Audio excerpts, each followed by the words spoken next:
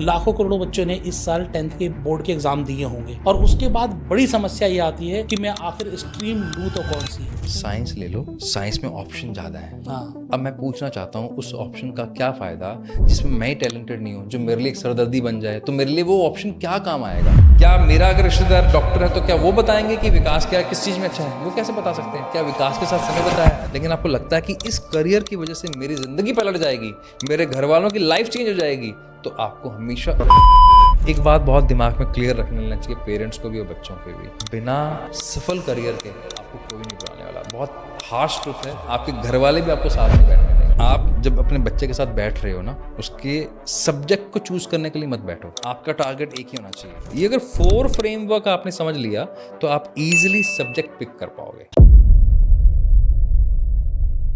Career को choose करने का सबसे जो सटीक समय होता है वो होता है 10th क्लास। जी हाँ फ्रेंड्स, जब मैंने 10th पास की थी उस समय मेरे मन में सबसे बड़ा सवाल क्या था? सवाल यही था कि कौन सी स्ट्रीम लूँ, आर्ट्स लूँ, साइंस लूँ, कॉमर्स में जाऊँ, ह्यूमैनिटीज़ भी आज बोलते हैं उसको। और मुझे लगता है कि हर 10th क्लास के बच्चे को और उसके पेरेंट्स को ये डिसीजन लेने में बहुत तकलीफ होती होगी कि आखिरकार हम बच्चे को कौन सी स्ट्रीम चूज करवाएं और चूज करने के पीछे कारण क्या हो और उससे उसका फ्यूचर कैसे डिसाइड हो। तो आज आपकी इसी परेशानी को खत्म करने के लिए हमने अपने इस पॉडकास्ट पर बुलाया है एक करियर काउंसलर को। जी हाँ दोस्तों, ब्रेन एक्सपर्ट्स हैं, बच्चों को सिखाते हैं कि अपना फ्यूचर कैसे बनाएं, कौन सी स्ट्रीम उनके लिए बेहतर होगा, कौन सा करियर उनके लिए बेहतर होगा। जी हाँ दोस्तों, आज हमारे साथ हैं करियर काउंसलर, ब्रेन एक्सपर्ट विकास नागरू जी। आइए स्वागत करते हैं और जानते हैं कि आपके बच्चे या फिर आप अगर 10th क्लास में हैं तो अपने लिए कौन सी स्ट्रीम चुने और कैसे चुने। विकास जी, आपका बहुत बहुत स्वागत है। थैंक यू आशीष सर, बुलाने के लिए बहुत बहुत धन्यवाद। ये आपने मौका दिया यहाँ पे आने का। Thank you. आज जो हम आपसे जानकारी लेने वाले हैं ये मेरे ख्याल से करोड़ों बच्चों के लिए हेल्पफुल होने वाली है। एग्जैक्ट डेटा तो नहीं है, लेकिन मुझे लगता है कि लाखों करोड़ों बच्चों ने इस साल 10th के बोर्ड के एग्ज़ाम दिए होंगे और उसके बाद बड़ी समस्या ये आती है कि मैं आखिर स्ट्रीम लूँ तो कौन सी। ऐसे सवाल आपके पास भी आते होंगे। पहली बात तो इस समय जो जिन्होंने बोर्ड का एग्जाम दिए हैं वो लगभग 2 करोड़ बच्चे हैं। 2 करोड़ बच्चों ने बोर्ड के एग्ज़ाम दिए हैं। हाँ, अगर आप इस बार पूछेंगे ना कि करियर का सिलेक्शन कैसे होता है, तो हर किसी के पास एक ही जवाब है, मार्क्स आने के बाद देखेंगे। अब मैं आज तक ये समझ नहीं पाया कि मार्क्स से इसका क्या लेना देना है। आपके जैसे मैंने भी अभी, मेरा बच्चे ने भी 10th का एग्जाम दिए हैं, तो जब मेरे को बोला गया कि उसके लिए स्ट्रीम पिक करना है तो उस फॉर्म पे लिखा हुआ है कि अगर आपके इतने परसेंट आएंगे तो आपको साइंस मिलेगा, इतने परसेंट आएगा तो आपको कॉमर्स मिलेगा, और अगर ये परसेंटेज आएगा तो आप आर्ट्स के लिए एलिजिबल हो। परसेंटेज से क्या लेना देना है ये मेरे समझ में आता नहीं है। और फिर आपको 10th बोर्ड के जस्ट बाद आपको 3 से 4 दिन मिलते हैं और आपको स्ट्रीम पिक करनी है। मैं आपसे एक बात पूछता हूँ, ये मान लीजिए आपने जैसे आपने शर्ट पहना हुआ है और आप अंबानी के बच्चे हो, अब आपने पहला बटन अगर गलत लगा लिया तो कितने भी अमीर के बच्चे हो, कितने भी टैलेंटेड हो, क्या नीचे वाले बटन अपने आप सीधे हो जाएंगे? नहीं होंगे। तो पहला काम क्या था, आपको इस बटन को खोलना है और सही लगाना है। तो जिंदगी में जो सबसे पहला जो आप डिसीजन लेते हो लाइफ में कौन सा है कि 10th के बाद सब्जेक्ट क्या लेना है, और वो आपने कैसे लिया? रिश्तेदारों से पूछ के, मार्क्स के ऊपर, किसी चाचा ताया मामा को फ़ोन कर लिया, दोस्तों ने क्या कहा वो देख लिया, पापा क्या चाहते थे, पापा के कौन से टूटे हुए सपने थे वो पूरे करने थे तो वो हो गया, माँ क्या चाहती थी वो हो गया। किसी ने ये नहीं पूछा कि मैं क्या कर सकता हूँ, मैं किस काबिल हूँ। और फिर उस चक्कर में क्या होता है, फिर रिपोर्ट आती है कि हमारे यहाँ पर जो लोग हैं इंडस्ट्री के साथ तैयार नहीं है। इंडस्ट्री का गैप और हमारे यहाँ की जो एजुकेशन है बहुत बड़ा गैप है। वो गैप इसलिए है क्योंकि हमने करियर ही गलत पिक किया है। चलिए सर, मैं मानता हूं कि आप जो कह रहे हैं कि मार्क्स का इससे कोई लेना देना नहीं है, लेकिन अगर मैं स्कूल पॉइंट ऑफ व्यू से सोचूं या फिर एजुकेशन पॉइंट ऑफ व्यू से सोचूं, जो साइंस है वो टफेस्ट होती है क्योंकि इंजीनियरिंग, डॉक्टर्स एंड बहुत सारे स्ट्रीम्स जो बहुत माइन्यूट स्ट्रीम्स हैं वो साइंस के थ्रू ही हो सकती हैं। तो सबसे ज़्यादा मार्क्स वाले को साइंस मिलती है, उससे कम मार्क्स वाले को कॉमर्स मिलती है, और उससे कम मार्क्स वालों को जिसे कुछ नहीं आता उसे ह्यूमैनिटीज़ या आर्ट्स मिलती है। तो बेसिकली ये कहीं ना कहीं मजाक भी है कि आप क्या कर रहे हो, लेकिन उनका सोचना भी तो सही है कि अगर जो बच्चा अच्छा परफॉर्म ही नहीं कर पा रहा है 10th में, वो साइंस लेकर अच्छा परफॉर्म कर पाएगा कि नहीं कर पाएगा। बात तो आपकी भी ठीक है, लेकिन नज़रिए की बात है। नज़रिया कैसे? मतलब आपके हिसाब से आर्ट्स आसान होती है, ठीक है? नहीं, मेरे हिसाब से नहीं, जो ट्रेंड बोलता है एजुकेशन बोर्ड के हिसाब से, एजुकेशन बोर्ड के हिसाब से। तो फिर आपने एक गलत व्यक्ति को बुला लिया है पॉडकास्ट पे, क्योंकि मैं खुद BA फर्स्ट ईयर फेल हूँ लेकिन IT के अंदर टॉपर हूँ। अब जिसके लिए आईटी आसान होनी चाहिए, जिसके लिए साइंस आसान होनी चाहिए, उसके लिए तो आर्ट्स भी आसान होनी चाहिए। हाँ जी, ऐसे ही होना चाहिए बिल्कुल। लेकिन यही तरीका गलत है। मैं अगर आपसे पूछूं इस पेन का काम क्या है? लिखने का। इसके ऊपर एक कैप लगी हुई आती है, तो इस कैप, उसके ऊपर जो पेन के ऊपर जो कैप लगेगी, क्या किसी भी पेन की लग जाएगी? नहीं, इसी पेन की लगेगी। तो आपने क्या चेक किया इस पेन के साथ कौन सी कंपैटिबल कैप होगी? आपके पास मोबाइल, आपके पास मैंने देखा सैमसंग का फोन है, मेरे पास एक आईफोन है, क्या मेरे वाले फोन का चार्जर आप में लग सकता है? अब नहीं, अब लग सकता है मतलब लेकिन अगर मान लेता हूँ, नहीं लगता है, मान लेता हूँ, चलो मान लेता हूँ कि तार लग भी जाएगी। आईफोन का चार्जर होता है कम वॉट का और सैमसंग के अंदर लगता है हाई वॉट का, खतरा होता है, खराब होने का खतरा होता है। हाँ जी। अब मैं ये जानना चाहता हूँ क्या वो चार्जर खराब है आईफोन का या सैमसंग का फोन खराब है? कॉम्पेटेबल नहीं है, कंपेटेबल नहीं है। तो ये तरीका ही सोचने का गलत है कि किसके लिए साइंस टफ है या किसी के लिए आसान है, वो तय इस बात से होगा कि उसका दिमाग कैसे है। इसको बहुत सरल भाषा में एक बार और समझ लेते हैं। हमारे घर में महिलाएं होती हैं जो खाना बनाती हैं। किसी एक महिला के लिए तो खाना बनाना चुटकियों का काम है। 10 गेस्ट आ जाएं, जैसे हम कई बार आपके मौका मिला आपके घर आने का, तो भाभी हैं वो तुरंत बनाती हैं कि हाँ, बड़ा एक्साइटमेंट के साथ। और कहीं जगह ऐसे होती है, किससे पूछ के बुलाया, तुम 2 जनों का तो खाना बन नहीं रहा और तीसरे को और बुला लिया तुमने। तो खाना बनाना तो सबको आना चाहिए, हर महिला का काम है। तो ऐसा तो नहीं हुआ, क्यों? क्योंकि ब्रेन उसके लिए अलाइन नहीं है। तो दिमाग की कंपैटिबिलिटी चेक करनी पड़ेगी, उसी से तय होगा कि कौन सा काम किसके लिए बेहतर है। जैसे आपके पास एक घर है, मैं उसके अंदर मेरे घर वाला सोफा ले आऊं, तो भैया वो तो आपके घर नहीं लगेगा क्योंकि उसका साइज बिल्कुल, हाँ, साइज अलाइन नहीं है ना। और अगर मैंने बेतरतीब तरीके से लगा भी दिया तो आने जाने की जगह नहीं बचेगी, सफोकेशन होगी, घुटन होगी, गंदा दिखेगा। वैसे लाइफ के साथ है। तो सब्जेक्ट सारे अच्छे हैं, प्रॉब्लम इस बात की है मेरे लिए कौन सा अच्छा है ये कोई नहीं पूछता। बिल्कुल ठीक बात है। जितनी वैल्यू एक साइंटिस्ट की है, जितनी इंजीनियर की है, आज आर्ट्स लेकर आईएएस भी तो बन रहे हैं ना, कलेक्टर्स भी बन रहे हैं, तो उतनी वैल्यू उसकी भी है। हाँ, बहुत अच्छी बात है। जैसे अभी जिसने टॉप किया है वो एक एमबीबीएस ने टॉप किया है यूपीएससी एग्जाम। हाँ जी। तो देखा जाए एमबीबीएस का काम था डॉक्टर, साइंस का काम वो कौन सा करेगा? यूपीएससी का एडमिनिस्ट्रेशन का। तो दोनों काम तो अलग अलग है। तो उसको एमबीबीएस करने की जरूरत कहाँ थी? एक सीट खराब कर दी भाई। अगर आप सीधा जाते, ग्रेजुएशन करते और अपना सीधा पेपर देते, तो आपको एमबीबीएस करने की जरूरत कहाँ थी? तो ये चीज़ पहले भी तो डिसाइड हो सकती थी। 5 साल आपने एमबीबीएस की। मैं ये नहीं कह रहा हूँ पढ़ाई काम आएगी नहीं आएगी, बात यह क्या उतनी काम आएगी। मैं आईटी ग्रेजुएट हूँ लेकिन आईटी में काम नहीं करता। आईटी करने के बाद इंटरेस्टिंग क्या है, मैं खुद एक टॉपर रहा हूँ, लेकिन जब मैं जॉब करने गया तो मुझसे वो काम नहीं हुआ। क्योंकि मैंने जब पढ़ाई की थी मैंने तो समझा तो ना था, मैंने पढ़ा, दिमाग में बैठ गया, मैं वहाँ जाके उतार आया, मेरे मार्क्स आ गए, मैं टॉपर हो गया। तो फिर क्या हुआ कि मेरे को, मैं आगे उसी में करियर ढूंढने निकल गया। और जैसी जॉब की बारी आई तो मेरे आप जैसे एक बॉस थे, उन्होंने बोला 3 महीने का टाइम है, परफॉर्म नहीं किया तो नहीं तो बाहर।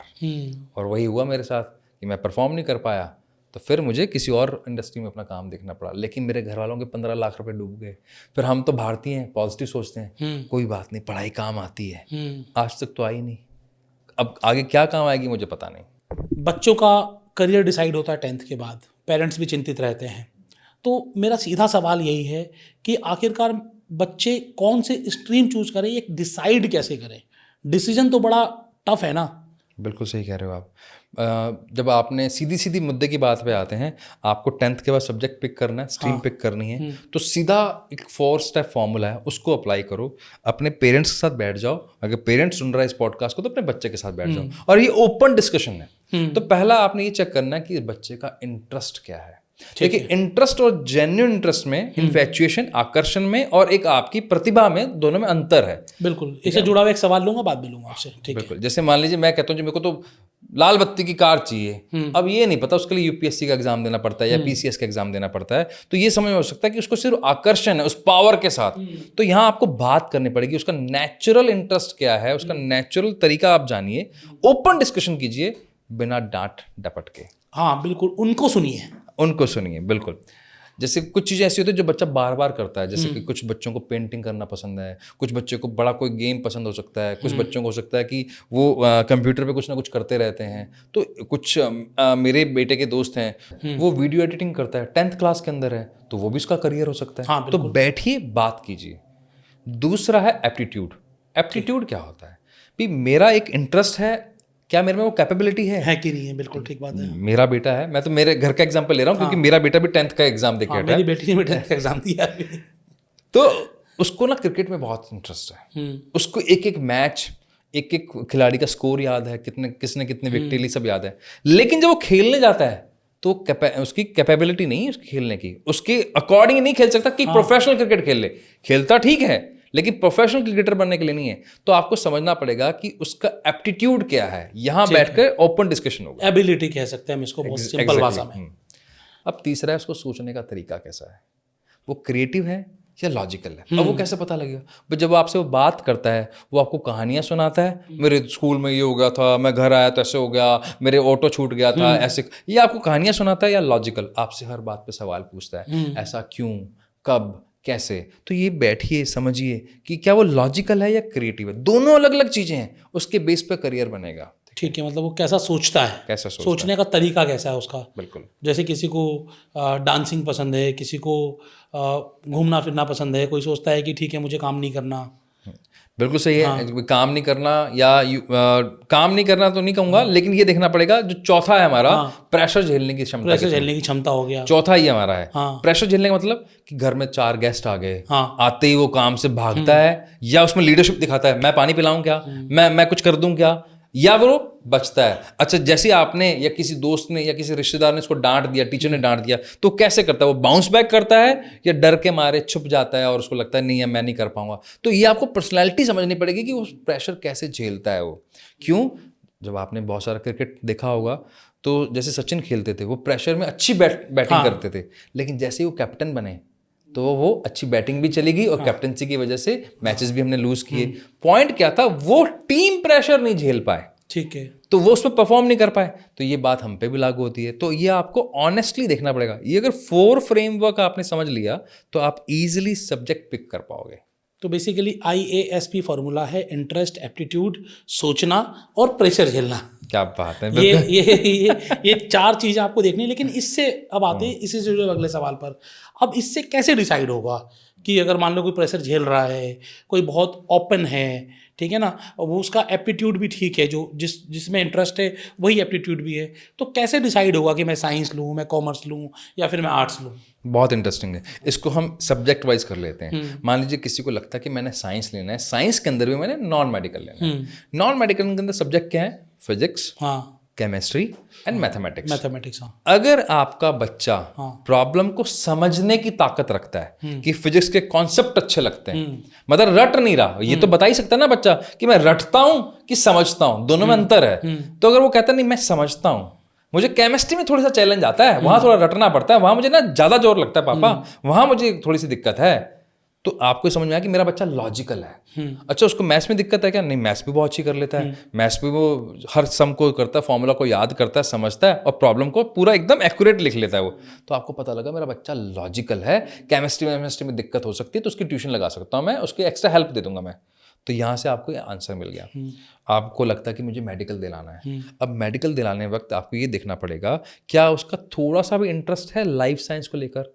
मतलब बायो का फील्ड कैसा है, जिसमें आपकी प्लांट्स आते हैं, ग्रीनरी आती है, आपको लोगों की मदद करने का एक जज्बा आता है। तो ये तो आप देख ही सकते हैं ना कि आपका बच्चा कितनी लोगों के प्रति दया भावना रखता है, सहानुभूति रखता है। देखिए बात छोटी सी है लेकिन आगे जाके यही करियर डिसाइड करेगा। डॉक्टर वही कामयाब होता है। आप भी डॉक्टर के पास जाते हैं, किसके साथ बैठते हैं? जो आपके इस तरफ एक केयर दिखाता है। हाँ जी, सिर्फ मेडिसिन लिख के नहीं दिखाता। तो हम करियर की बात कर रहे हैं, कैसे बेस्ट पिक करना है। तो यहाँ से आप पिक कर सकते हो कि हाँ भी इसके लिए मेडिकल बनता है या नहीं बनता। फिर बात करते हैं आपकी कॉमर्स की।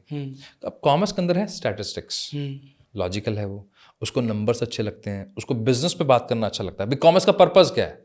बिजनेस सीखना। उसको लगता है कि नहीं मुझे अपना कुछ करना है, तो अपना कुछ करने का माध्यम एक कॉमर्स हो सकता है, जिसमें मैं बिजनेस एडमिनिस्ट्रेशन सीख लूँ, बिजनेस स्टडीज सीख लूँ, स्टैटिस्टिक्स सीख लूँ। तो आपका बच्चा अगर इस तरफ रुझान रखता है कि हाँ मुझे ना नौकरी करने का मन नहीं है, मुझे पापा बिजनेस करना है, तो आप उसको गाइड करो कि फिर एक काम कर, एक्स्ट्रा एफर्ट लगा, कॉमर्स के अंदर कर, ये ट्रेंड के चक्कर में मत पड़ कि मेरे दोस्त क्या कहेंगे कि साइंस नहीं लिया। तो वहाँ से आप उसको वो दिला सकते हो। अब आर्ट्स का कोई लेना देना नहीं कि वो कोई बच्चा वीक है तो करे, नहीं। जैसे मेरा खुद के घर का एग्जांपल लूँ तो हमने अपने बच्चे को आर्ट्स दिलवाए, ह्यूमैनिटीज़ जिसको बोल रहे हैं। क्यों? क्योंकि उसका इंटरेस्ट जियोग्राफी में बहुत है। हमें कैसे पता लगा? उसको ना शहरों के नाम याद रहते हैं, वो हमें ना कई चीज़ें ऐसी बताता है जो मैं सूझ नहीं सकता। उसको कहानियाँ याद रहती हैं, उसको डेट्स याद रहती हैं, उसके पास ऐसी कितनी बुक्स हैं जिससे हमें पता लगा इसका इंटरेस्ट हिस्ट्री की तरफ भी है। तो जियोग्राफी भी आ गई, हिस्ट्री भी आ गई। और साइकोलॉजी के अंदर हमने देखा है उसको इंटरेस्ट दिखता है, मेरा खुद का सब्जेक्ट वही है। तो वहाँ देखा है उसको लोगों को समझने में बड़ा मजा आता है। तो क्यों ना इसी को फील्ड बनाया जाए। वो क्यों उस सब्जेक्ट में पूरी लाइफ स्ट्रगल करे जो पढ़ना ही नहीं चाहता। तो हमने इसको पिक क्या करवाया, ह्यूमैनिटीज। तो आप इस तरह से सब्जेक्ट पिक कर सकते हो। जब आप थोड़ा सा सब्जेक्ट वाइज बात करोगे ना, आपको बहुत क्लैरिटी से समझ में आ जाएगा कि भाई इसको क्या पसंद आने वाला है। ये बहुत बढ़िया बात कही कि हमारा इंटरेस्ट कहाँ है, हम क्या कर सकते हैं और किस चीज़ के लिए हम बने हैं, उस चीज़ को ध्यान में रखकर और उस चीज़ को समझकर हम करियर चूज करें।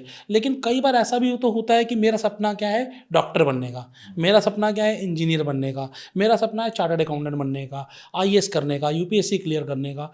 तो मैं अपने सपने को ध्यान में रखकर भी तो करियर चूज कर सकता हूँ। बिल्कुल सही कह रहे हो आप, बहुत सही आपने सवाल पूछा है। होना तो बेसिकली यही चाहिए कि आप हमेशा डेस्टिनेशन फाइनल करो, पाथ को आपको थोड़ा बहुत आगे पीछे करना पड़ेगा। भी जैसे मुझे लगता है कि मैं ना लोगों की मदद करने का बड़ा मुझे शौक है और मुझे पावर भी चाहिए, और मुझे लगता है कि मैं यूपीएससी के लिए फिट हो सकता हूँ। अब यूपीएससी के लिए कुछ 3-4 चीजें हैं। 8-9 घंटे पढ़ना पड़ेगा, इसमें कोई किंतु परंतु नहीं है। तो क्या मैं बुक लेकर 8-9 घंटे पढ़ने की ताकत रखता हूँ? हाँ रखता हूँ भाई, मैं पढ़ लूंगा, कर लूंगा। अच्छा, क्या मेरी सिटिंग इतनी है, यानी कि मैं एक बार में 3-4 घंटे पढ़ने की ताकत रखता हूँ? हाँ मैं कर सकता हूँ। अच्छा, क्या मुझे चीजें याद रहती हैं, लंबे समय की याददाश्त यानी कि लॉन्ग टर्म मेमोरी मेरी अच्छी है? ठीक ठाक है, चलो मैं सीख सकता हूँ इसको, ये मेरे में एप्टीट्यूड है कि हाँ सीखने की मैं रखता हूँ, कितना मैं सीख सकता हूँ। तो आप डेस्टिनेशन पिक करो। आपको लगता है चार्टर्ड अकाउंटेंट बनना है, क्या आपके पास ऐसा ब्रेन है कि आप जल्दी से गलतियां निकाल पाओ? कैसे चेक करें? अखबार उठाइए, अखबार उठा के देखिए उसमें कौन कौन सी मात्राओं की गलती है, क्या गलत है उसमें, कौन सा आगे है कौन सा पीछे है, लगा लीजिए उसके अंदर। आप कैलकुलेशन उठा लीजिए, कुछ चैप्टर्स उठा लीजिए जिसमें आप कैलकुलेशन, यानी कि आपके पास वो ब्रेन होना चाहिए जो ये देख पाए कि इसमें क्या गलत है। तो यहाँ से आपको ये पता लगेगा कि मैं बन सकता हूँ। अब उसके साथ जो जो सब्जेक्ट है उठा लीजिए कि यार इस सब्जेक्ट को मैं थोड़ा सा इंटरेस्ट से कर लूँगा, इसमें थोड़ा एक्स्ट्रा एफर्ट लगेगा। तो आपको हमेशा करना तो यही चाहिए कि डेस्टिनेशन फाइनल कर लो, पाथ तो चल जाएगा। ठीक है, तो डेस्टिनेशन के थ्रू भी आप करियर चूज कर सकते हो, अपनी स्ट्रीम चूज कर सकते हो, या फिर आप जिस चीज़ में बेहतर हो उसके हिसाब से भी आप स्ट्रीम चूज कर सकते हो, और फ्यूचर में आपको आपके हिसाब से कोई ना कोई करियर मिल ही जाएगा बेहतर। अब एक बड़ी गलती जो बच्चे करते हैं इस एज में, वो गलती क्या करते हैं, जैसे मेरे 4 दोस्त हैं, वो 3 लोग ले रहे हैं साइंस तो मैं भी साइंस लूँगा, वो 3 लोग ले रहे हैं कॉमर्स तो मैं भी कॉमर्स लूँगा। वो अपने आप को नहीं देखते, अपने दोस्तों को देखते हैं, और वो सुनेंगे भी नहीं हमारी। अब क्या करें? एक्चुअली में क्या होता है, उन्हें लगता है, जो बच्चों को लगता है, शायद हम भी उस उम्र में थे, हमें भी ये लगता था कि ये मेरे दोस्त छूट जाएंगे। हाँ, जो उस दोस्ती छूट ना जाए इस डर से भी कई बार हम उस तरह से सोचना ही नहीं चाहते कि मेरे लिए बेस्ट क्या है। लेकिन बच्चों को ये नहीं पता कि दोस्त जो है ना, वो सारी जिंदगी वही साथ रहेंगे जिन्होंने रहना है। वो सब्जेक्ट तय नहीं करता। और अगर आप बाई चांस उस सक्सेस वाली लीग से पीछे हट गए ना, तो वैसे भी वो दोस्त साथ नहीं रहने वाले। तो दोस्ती तो तब भी छूट जाएगी, क्योंकि धीरे धीरे आपका इंटरेस्ट चेंज होगा, आपकी सर्कल चेंज होगा। भी जैसे आज जो मेरे साथ पढ़ते थे आज भी मेरे टच में है, लेकिन अब मेरा सर्कल कहाँ है, जहाँ मेरा रोज का काम है, तो मेरी दोस्ती वहाँ चली जाती है। तो ये नेचुरल है। तो बच्चों को पहली बात तो ये समझना पड़ेगा। दूसरी बात, एक बात बहुत दिमाग में क्लियर रखने लेना चाहिए, पेरेंट्स को भी और बच्चों को भी, भैया बिना सफल करियर के आपको कोई नहीं बुलाने वाला। बहुत हार्श ट्रुथ है, आपके घर वाले भी आपको साथ नहीं बैठने देंगे। घर वाले भी पूछेंगे आज क्या कमा के लाया है। तो उसके लिए सही तरीका क्या है, अपने लिए सोचो पहले, स्वार्थी हो जाओ। लोगों को लगता है स्वार्थी होना गलत है। स्वयं का अर्थ निकालना, यानी कि आपका क्या काम है पहले वो ढूंढो। अब ये मजाक की बात नहीं है, आपको सोचना इसी तरीके से पड़ेगा, मेरे लिए क्या बेस्ट है। अगर मैंने बेस्ट कर लिया तो जो दोस्त मेरा आज दूसरी क्लास में बैठने वाला है वो मेरे साथ ही बैठेगा, क्योंकि मैं अपने करियर में बेस्ट हूँ, वो अपने करियर में बेस्ट है। तो फिर हमारी दोस्ती वैसे भी चलने वाली है, उसमें कहीं गलत। तो दोस्ती के अच्छी बात है, दोस्त हमेशा रहने चाहिए, लेकिन दोस्त के चक्कर में या फिर दोस्त के इन्फ्लुएंस में आके मैं ये कहूँगा कि अपनी स्ट्रीम ना चुने। अपनी स्ट्रीम चुनते वक्त आप ये 4 स्टेप फॉर्मूला लगाएं और उससे चुनें कि आपके लिए बेहतर क्या है। या फिर आपने अगर कोई करियर चूज़ किया है तो किसी करियर काउंसलर की भी मदद ले सकते हैं। इसको हम लोग, मैं तो सर इसको बहुत सिंपल तरीके से देखता हूँ। कि मान लीजिए किसी को बुखार हो जाए, खांसी जुकाम हो जाए, तो क्या करता है, केमिस्ट के पास जाता है, दवाई ले लेता है, क्योंकि छोटी सी बीमारी है, फर्क नहीं पड़ना, 1-2 दिन की बीमारी है, राइट। लेकिन किसी को अगर डेंगू हो जाए तो फिर वो डॉक्टर के पास जाता है, हॉस्पिटलाइज भी होना पड़ जाता है। हाँ, डॉक्टर के पास जाता है कि हाँ मुझे समझ में आ गया कि मेरे बस की नहीं है, केमिस्ट की बस की नहीं है। तो किसी को कैंसर हो जाए तो अब लाइफ थ्रेटनिंग है, अब उसको एक्सपर्ट के पास जाएगा। तो करियर आपके लिए क्या है, आपको लगता है यार देख लेंगे, वो वाला एटीट्यूड है, फिर आपको किसी की जरूरत नहीं है, आपको किसी रिश्तेदार की भी जरूरत नहीं है, आपको जो समझ में आता है वो कर लो। लेकिन आपको लगता है कि इस करियर की वजह से मेरी जिंदगी पलट जाएगी, मेरे घर वालों की लाइफ चेंज हो जाएगी, तो आपको हमेशा एक्सपर्ट एडवाइस लेनी चाहिए। क्यों? भाई जैसे आपके पास पैसा है तो आपको सही जगह पैसा इन्वेस्ट करना कैसे लगाओगे, आपको तो समझ नहीं है, तो आप फाइनेंशियल एडवाइजर ढूंढते हो। आपको इंश्योरेंस खरीदना है तो आप एक हेल्थ एडवाइजर ढूंढते हो। आपको घर लेना है, अच्छा घर आपने लेना है तो आप 4 जगह पूछते हो, पड़ोसी से, ब्रोकर से, हर से, क्योंकि भाई आपकी पूंजी लग रही है। तो करियर भी तो वही पूंजी है। आप अपनी मेहनत का पैसा लगाने वाले हो उस बच्चे पर जिसके 4 साल 5 साल पे कॉलेज पे पैसा लगाओगे, उसके 4 साल लगाओगे जो पलट के वापस नहीं आएंगे। तो आपको एक नहीं, मैं तो कह रहा हूँ 2-2 जनों से पूछो, 3-3 जनों से पूछो, लेकिन एक्सपर्ट से। आशीष भाई, अक्सर लोग यहाँ गलती करते हैं, जाना होता है किसी सैलून वाले के पास, चले जाते हैं मोची के पास, यानी कि बाल कटवाना है तो भाई बाल कटवाने वाले के पास जाना पड़ेगा। अगर आपको खाना खाना है तो रेस्टोरेंट में जाना पड़ेगा। आपको समझना, इतनी समझ तो रखनी पड़ेगी, हमेशा एक्सपर्ट से पूछा जाता है, किसी रिश्तेदार से नहीं पूछा जाता, किसी डॉक्टर से नहीं पूछा जाता, किसी इंजीनियर से नहीं पूछा जाता। हम अक्सर यही गलती करते हैं, या तो ट्रेंड के चक्कर में आ जाते हैं। ट्रेंड क्या चल रहा है? एआई चल रहा है, तो क्या सारे एआई कर लें? तो बाकी लोग कहाँ जाएंगे? क्या मेरा अगर रिश्तेदार डॉक्टर है तो क्या वो बताएंगे कि विकास क्या है, किस चीज़ में अच्छा है? वो कैसे बता सकते हैं? क्या विकास के साथ समय बताया? मुझे तो अचरज होता है, एक माता पिता ने जो 20 साल 16-17 साल बच्चा जिनके साथ रहा, उनको नहीं पता, जो कभी साथ नहीं रहा उसको कैसे पता होगा? तो समझिए, एक्सपर्ट एडवाइस लीजिए। आप आने वाले समय में मान लेते हैं ऑन एन एवरेज से 15 लाख रुपए लगेंगे, एक 4 साल की डिग्री में लगेंगे, नहीं लगेंगे 15 लाख रुपए लगेंगे, और 4 साल लगेंगे, और 2 साल 11-12 के अलग लगेंगे। तो आप अगर आप 15-20 लाख रुपए खर्च कर रहे हो, उससे पहले 5-10 हज़ार रुपये लो, लगाओ, करियर एडवाइस लो ना, कौन मना कर रहा है? रिस्क तो इसे बोलते हैं। रिस्क क्या है? कैलकुलेटेड रिस्क किसे बोलते हैं? 6,000 10,000 तो लगेंगे, लेकिन आपको रास्ता तो पता लगेगा। बिल्कुल ठीक बात है। तो एक चीज़ और भी है, मैंने आपके भी बहुत सारे वीडियोस देखे हैं, बहुत जगह सुना भी है, कुछ टेस्ट भी ऐसे होते हैं जिससे कि हम अपने करियर का पता लगा सकते हैं। हम ये पता लगा सकते हैं कि हमें किस दिशा में जाना चाहिए। तो उस विषय में कुछ बता सकते हैं? इसमें बहुत एक इंटरेस्टिंग टेस्ट होता है, ब्रेन मैपिंग टेस्ट। एक साइकोमेट्रिक टेस्ट भी होता है। ब्रेन मैपिंग टेस्ट होता है जिसमें आपके ब्रेन की डेंसिटी, यानी कि ब्रेन की ताकत क्या है, उसकी क्वालिटी क्या है, वो किस काम को बेहतरीन तरीके से कर सकता है, वो बताता है। लेकिन उसमें सवाल जवाब नहीं होते, वो आपको बिना जज किए, बिना आपको जाने, सीधा आपके ब्रेन की रिपोर्ट निकाल के देता है। एक होता है साइकोमेट्रिक टेस्ट, जिसमें सवाल जवाब होते हैं, जिसमें आपसे कुछ 70 सवाल पूछे जाते हैं, लगभग आधा पौना घंटा लगता है, उससे एक जवाब आता है, वो उससे आपको आइडिया लग जाता है कि इस करियर में, इस फील्ड में जाना चाहिए। लेकिन हम इसे इनकम्प्लीट मानते हैं। उसका कारण बहुत सिंपल सा है। मैं ये देखता हूँ, करियर खाली करियर नहीं है, वो मेरे आने वाले रिश्तों की नींव है, मेरी हेल्थ की नींव वही रहने वाली है। तो मेरे को चारों पैरामीटर चाहिए। मेरा हेल्थ उससे आएगा नहीं आएगा, रिलेशनशिप आएगा नहीं आएगा, वेल्थ आएगा नहीं आएगा, और मेरा पैसा उससे आएगा या नहीं आएगा। तो उस हिसाब से एक ब्रेन मैपिंग टेस्ट है जो बहुत सॉलिड है, बहुत ही पावरफुल है, जिससे आपको बहुत क्लैरिटी मिलती है। खाली इस चीज़ की नहीं कि आप किस करियर में अच्छे हैं, इस चीज़ की भी आपका बिहेवियर क्या है। आप अकेले चलने वाले हो कि टीम के साथ चलने वाले हो? आपको क्रिएटिविटी पसंद है क्या लॉजिकल चीज़ें पसंद हैं? आपको लाइफ साइंस पसंद है, या आपको लगता है कि नहीं मुझे तो मैप्स पसंद आते हैं, या डेटा समझ में आता है, या मुझे एआई समझ में आता है? तो इससे बहुत क्लैरिटी मिलती है कि आपको किस लाइन में जाना है और किस में आप खुश रहने वाले हो। तो ब्रेन मैपिंग टेस्ट के जरिए क्या हम स्ट्रीम भी पता लगा सकते हैं कि मुझे साइंस लेनी है, कॉमर्स लेनी है, ह्यूमैनिटीज़ लेनी है, कहाँ जाना है? मैं आपको थोड़े एग्जांपल बता देता हूँ। जैसे मान लीजिए किसी को लगता है कि मुझे फिजिक्स लेनी है, फिजिक्स में मतलब मैथमेटिक्स के साथ, तो जो फिजिक्स है वो आपके लेफ्ट फ्रंटल कॉर्टेक्स से आती है। अब अगर ये वाला ब्रेन नहीं मिला तो आप बच्चा मत्था मारता रहेगा, पूरी ताकत लगाएगा, उसको फिजिक्स समझ में नहीं आएगी। उसको लगता है चलो मेरे को बायो लेनी है, बायो के लिए आपको ऑसिपिटल लोब चाहिए, ये वाला कौन सा, लेफ्ट वाला, वो अगर उसके पास नहीं है तो उसको रिपोर्ट पढ़नी नहीं आएगी, वो माइक्रो लेवल पे चीज़ें पढ़ ही नहीं पाएगा, देखे ही नहीं पाएगा, तो कर ही नहीं पाएगा। तो इससे हमें पता लग जाता है कि ब्रेन मिला नहीं मिला। किसी को लगता है मैं केमिस्ट्री में अच्छा हूँ, तो केमिस्ट्री के लिए आपके पास राइट फ्रंटल कॉर्टेक्स होना चाहिए, अगर वो नहीं है तो बेचारा उसको कर ही नहीं पाएगा। ऐसे ही जियोग्राफी, किसी को लगता है, जैसे आप बात कर रहे थे कि ट्रेंड तो ये बोलते हैं, लोग बोलते हैं कि आर्ट्स आसान है, अब मेरे पास ये वाला ब्रेन नहीं है, तो जो हमारा राइट ऑसिपिटल, वहाँ से आती है आपकी जियोग्राफी। तो जियोग्राफी मुझे समझ में नहीं आएगी। जैसे मैं आपसे भी पूछता हूँ, आपके साथ भी ऐसा होता होगा ना कि जब आप कई बार सड़क पे निकलते हैं कहीं जाने के लिए, आपके साथ एक मित्र है जिसको गूगल मैप समझ में नहीं आता, अरे यार पता नहीं यार लेफ्ट बता रहा है कि राइट बता रहा है, समझ में नहीं आ रहा। मैं अक्सर जब 2 रास्ते ऐसे कटते हैं ना तो गलत रास्ते घुस जाता हूँ। तो ये क्या है, आपका जो ऑसिपिटल लोब है उसमें उतनी पावर नहीं है कि उस रास्ते को समझ सके, माइक्रो लेवल तक समझ पाए। हाँ। अब हम देखो बात यही है कि आप जब भी किसी की एडवाइस लेते हो वो इसलिए लेते हो ताकि आप लाइफ में टॉप पे जाओ।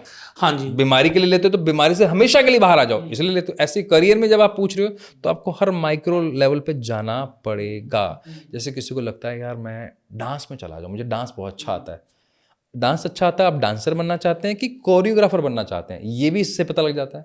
आपको लगता है मैं बहुत अच्छा गाता हूँ, आप सिंगर बनना चाहते हैं तो पता लग जाएगा, आप कंपोजर बनना चाहते हैं तो भी पता लग जाएगा। मतलब इतना पावरफुल है टेस्ट, इतना पावरफुल है कि आपको ये भी बता देगा कि आपको बीबीए करना है कि बीसीए करना है कि आपको बीटेक करना है। अगर बीटेक भी करना है तो आप इलेक्ट्रॉनिक कम्युनिकेशन में करोगे कि इलेक्ट्रिक में करना चाहिए कि मैकेनिकल में करना चाहिए। तो हर स्कूल ये ब्रेन मैपिंग टेस्ट को कंपलसरी क्यों नहीं कर देता है? स्कूल के पास और भी तो बहुत काम है।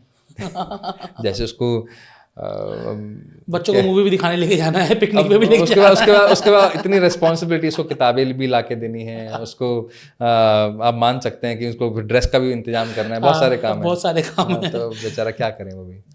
पेरेंट्स को लेकर एक मैं सवाल और जानना चाहूँगा। कई बार पेरेंट्स थोपते हैं बच्चों के ऊपर, तुझे साइंस ही लेनी है, तुझे कॉमर्स ही लेनी है, तुझे आर्ट्स ही लेनी है, उनके लिए आप क्या कहना चाहेंगे? मैंने ना बड़ा एक कॉमन एक बात सुनी है, हर जगह सुनी, और आज से नहीं सुन रहा मैं, पिछले 40 सालों से, ठीक है, कहीं ना कहीं मेरे पापा भी बताते थे साइंस ले लो, साइंस में ऑप्शन ज़्यादा है। हाँ। अब मैं पूछना चाहता हूँ उस ऑप्शन का क्या फ़ायदा जिसमें मैं ही टैलेंटेड नहीं हूँ, जो मेरे लिए एक सरदर्दी बन जाए, तो मेरे लिए वो ऑप्शन क्या काम आएगा? तो ये आज भी वही चल रहा है। आज भी टीचर क्या गाइड करते हैं, सब्जेक्ट वो चूज़ करना जिसमें ऑप्शन ज़्यादा हो, वो ऑप्शन से पहले क्लैरिटी ले लो। हाँ। और जितनी भी वेस्टर्न कंट्रीज हैं वहाँ पर आज भी यही होता है, वहाँ पर 10th 12th के बाद डिसाइड नहीं होता, वो पहले डिसाइड करते हैं भी किस तरफ जाना है, या फिर इतनी छूट देते हैं कि आप खुद एक्सप्लोर कर लो। हम यहाँ, हमारे यहाँ पर पेरेंट ना खुद ही करियर काउंसलर बन जाता है। जैसे यार ये ट्रेंड चल रहा है, जैसे जब मैंने 12th की थी, 10th की थी मैंने, तो तब इंजीनियरिंग का ट्रेंड चल रहा था, सभी दे रहे थे। मैंने भी मैथ्स ले ली। मेरे टाइम पे एमबीए का चल रहा था। आपके टाइम पे एमबीए, तो मैंने मैथ्स ली ना। मेरे 10th में मेरे हर सब्जेक्ट में डिस्टिंक्शंस हैं। 11th में मेरे ख्याल 58% आए थे, तो एकदम डाउन हो गया। अब 11th में ले चुके हैं, अब क्या करें? 12th भी फिर मैंने उसी सब्जेक्ट में की जिसको मैं बिल्कुल पसंद नहीं कर रहा, उसमें मेरे 43% आए। अब घर वालों को, फिर मेरे को जबरदस्ती इंजीनियरिंग का टेस्ट भी दिलवाया, उसमें मैं फेल हो गया। फिर मुझे लगा ये तो साइंस के लायक नहीं, तो बीए करवा देते हैं, लेकिन मैं कंप्यूटर के लायक था, ये पता नहीं था उनको, वो बाद में समझ में आया। फिर मैंने कंप्यूटर के अंदर अपना आईटी के अंदर ग्रेजुएशन किया। तो वापस आ जाते हैं। तो ट्रेंड ये तय नहीं कर सकता क्या मैं उसके काबिल हूँ, नहीं, ट्रेंड के अकॉर्डिंग मत जाओ। दूसरा, पेरेंट को लगता है आप उसमें जाना है जिसमें पैसा अच्छा हो। पैसा कौन से काम में अच्छा नहीं आशीष सर? आप तो फ्रेंचाइजी पे काम करते हो, सब काम में बहुत कौन अच्छा से काम में अच्छा नहीं है? वीडियो एडिटिंग बहुत अच्छा पैसा है, डिजिटल मार्केटिंग बहुत अच्छा पैसा है, एआई बहुत अच्छा पैसा, डॉक्टर, चार्टर्ड अकाउंटेंट, ये तो ट्रेडिशनल हैं। अब तो ऐसे से फील्ड आ गए हैं जिसके अंदर बोलने के पैसे मिलते हैं। बिल्कुल बिल्कुल 100%। ये पॉडकास्टर बनकर भी अच्छा पैसा कमा सकते हो आप। बिल्कुल, लाखों करोड़ों रुपए कमा रहे हैं लोग। बिल्कुल। तो आजकल पैसा कमाना आसान, मतलब बहुत ही आसान है, मुश्किल नहीं रहा। फर्क, अच्छा मुश्किल क्या रह गया? क्या मैं तनाव मुक्त रह सकता हूँ? क्या मैं हैप्पी रह सकता हूँ? तो पेरेंट का जो गोल होना चाहिए, ये देखने का होना चाहिए कि मेरा बच्चा खुश रहे। अभी क्या है, वो डरा हुआ है, यार मेरा बच्चा ना सेफ रहे, वो ना इधर उधर ना जाए, कमा ले, इसको आगे पीछे किसी के प्रति हाथ नहीं फैलाना पड़े। अरे वो आपकी सोच डरी हुई है। आप उल्टा सोचो, मेरा बच्चा खुश किस में रहेगा, मुझे इस तरह सोचना है। और ऐसे मेरे पास बहुत सारे एग्जाम्पल्स हैं जिन्होंने सही समय पर सही डिसीजन लिए हैं और अपने बच्चे पर ट्रस्ट किया है। लेकिन यहाँ बच्चों के लिए भी एक बात है, आप भी अपने पेरेंट्स का विश्वास जीतो ना। कोई पेरेंट किसी बच्चे को, मतलब कोई भी पेरेंट अपने बच्चे का कभी भी बुरा नहीं चाहता। उसको ये लगता है कि यार आप ट्रस्ट जीतो, आप सुबह उठ नहीं पाते, आप किसी चीज को लेकर पूरा कंसिस्टेंसी नहीं दिखाते, विल पावर नहीं दिखाते, तो पेरेंट्स का भी ट्रस्ट बनता नहीं है। तो ये दोनों तरफ की बात है, तो दोनों को विश्वास बना के रखना चाहिए। कुछ ऐसी कॉमन मिस्टेक्स जो स्ट्रीम चुनते वक्त बच्चे या पेरेंट्स करते ही करते हैं? पहला, ट्रेंड के पीछे मत जाओ। साइंस में बहुत ऑप्शन है, ये बहुत बड़ा मिथ है। ऑप्शन हर सब्जेक्ट में आज के टाइम पर, क्योंकि जैसे जैसे एनईपी आ रही है तो आप कुछ भी आगे जाके ले सकते हो। दूसरा, सिर्फ पैसे से करियर डिसाइड होता है, इससे बड़ी गलती नहीं है कोई। पैसे से करियर डिसाइड नहीं, तो करियर से पैसा अपने आप आता है। तीसरा सबसे बड़ी बात, कभी भी उस व्यक्ति से राय मत लो जो उसके लिए एलिजिबल नहीं है। नहीं आप है। किसी भी इंजीनियर के पास जाकर ये नहीं पूछते कि मेरा बच्चा बीमार है क्या दवाई दूं। हम्म, किसी डॉक्टर के पास जाके ये नहीं पूछते कि मेरे को अपना घर के अंदर इंटीरियर करवाना है तो मैं कैसे इंटीरियर कैसे करवाऊँ। करूँ? हाँ, बिल्कुल। तो आपको सही व्यक्ति से सही राय लेनी चाहिए। और आप अपनी ज़िंदगी के उस पड़ाव पर आ गए हैं जब आपको अपने बच्चे पर ये दबाव नहीं डालना कि मेरे सपने पूरे नहीं हुए तो इससे तू डॉक्टर बन जा, इंजीनियर बन जा या चार्टर्ड अकाउंटेंट बन जा। आपने अपने हिस्से की ज़िंदगी अपने तरीके से जी है, उसको अपने तरीके से जीने दो। इसलिए उसके साथ बैठ कर कम्युनिकेशन करो। यहाँ मैं एक आशीष भाई मेरा पर्सनल एक्सपीरियंस बताना चाहूँगा। वो समय निकल गया जब एक पिता अपने बच्चों को सिर्फ आंख दिखाते थे, बोलते थे कि ये कह दिया ना बस मेरा कहा अटल है। अब तो ऐसा नहीं होता। अब आपको अच्छा ये भी नहीं हो सकता कि मैं अपने बच्चे को छूट दे दूं, जा तुझे जो करना कर लेना। नहीं, अब वो समय है जब हमें टेबल पे बैठना पड़ेगा। और मैं ये नहीं कहूँगा कि यारी दोस्ती कर लो, मैं ये कहूँगा बैठो बात करो कि यार ये ऑप्शन है अपने पास और आपका बिहेवियर ये है, अपना फाइनेंस ये कहता है कि आगे जाके अगर पैसा लगाना है, मान लीजिए आपने कहा कि MBBS करवाऊंगा और बच्चा ठीक ठाक है पढ़ाई में और आपके पास 2 करोड़ रुपए लगाने के लिए नहीं है, तो क्यों उसको गलत सपने दिखा रहे हो? थोड़ा सा ब्रूटल है लेकिन बैठ के बात करनी पड़ेगी क्योंकि आप उसका भला चाहते हो, वो आप ही का बच्चा है। बैठिए, डिस्कशन कीजिए और टेबल टॉक अगले 10, 15, 20, 25 दिन के लिए जब तक बच्चे का करियर डिसाइड नहीं हो जाता चेंज कर दीजिए। चेंज कर दिया। कम्युनिकेशन ऐसा हो जो कंस्ट्रक्टिव हो। बहुत बढ़िया, बहुत शानदार आपने बातें की हैं। और मेरे ख्याल से तो पॉडकास्ट सभी पेरेंट्स को देखना चाहिए। अगर आप भी एक पेरेंट हो तो अपने सारे साथियों को भेज दीजिए, क्योंकि ये सही समय है आपके बच्चे के करियर को चूज़ करने का। और इसी वजह से स्पेशली हमने विकास नागरू जी को बुलाया है ताकि आपको सही राय मिल पाए, सही तरीके से आप अपनी लाइफ में आगे बढ़ जाएं। लास्टली अगर आप कोई मैसेज देना चाहें पेरेंट्स को, बच्चों को, या कोई स्पेशल एडवाइस जो शायद मैं ना पूछ पाया हूँ।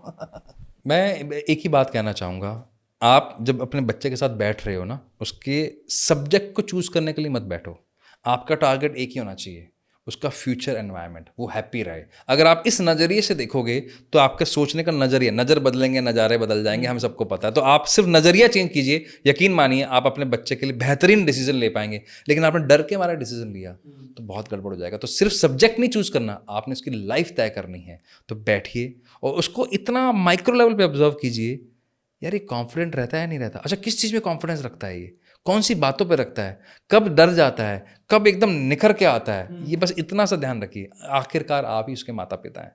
तो आप ध्यान रखें, ये बहुत ही मैं कहूँगा कि ऐसा समय है जब आपके केयर की आवश्यकता आपके बच्चों को है। डिसीजन थोपे नहीं, डिसीजन लेने में मदद करें, ये सबसे सही तरीका होगा। और उसके बाद मैं तो सिर्फ एक चीज़ जानता हूँ, आप जिस रास्ते पे चल निकले हो वही रास्ते को अपनी मंजिल बना लो, क्योंकि जब आप मेहनत करोगे तो सफलता हाथ लगेगी ही लगेगी। और हर क्षेत्र में असीमित संभावनाएं हैं। आज कॉमर्स करके भी 1-2 नहीं, आपको मल्टीपल अपॉर्चुनिटीज़ मिलती हैं। आर्ट्स में तो है ही है, और साथ साथ में साइंस करके तो बट ऑब्वियसली अगर आपका बच्चा ब्रिलियंट है और उसने सपना सोच ही लिया है कि मुझे ऐसा कुछ करना है, तो बट ऑब्वियसली वो कर सकता है। तो आप कोई भी स्ट्रीम चुनें, हर स्ट्रीम में सक्सेस है, हर स्ट्रीम में फ्यूचर है, बस सोच समझ कर चुनें। और अगर आपको ब्रेन मैपिंग टेस्ट या फिर करियर काउंसलिंग से जुड़ी हुई कोई भी सुझाव चाहिए तो मैं आपको विकास नागरू जी का कॉन्टैक्ट डिटेल्स डिस्क्रिप्शन में दे दूंगा। आप बातचीत कर सकते हो या फिर मेल कर सकते हो, और उनसे आप संपर्क भी कर सकते हो अपने बच्चे की करियर डिसीजन मेकिंग में। देखते रहिए आशीष अग्रवाल पॉडकास्ट, ऐसे ही शानदार वीडियोस के लिए, जहां पर आपके लिए मैं एक से बढ़कर एक एक्सपर्ट्स लेकर आता रहूंगा। जय हिंद, जय भारत।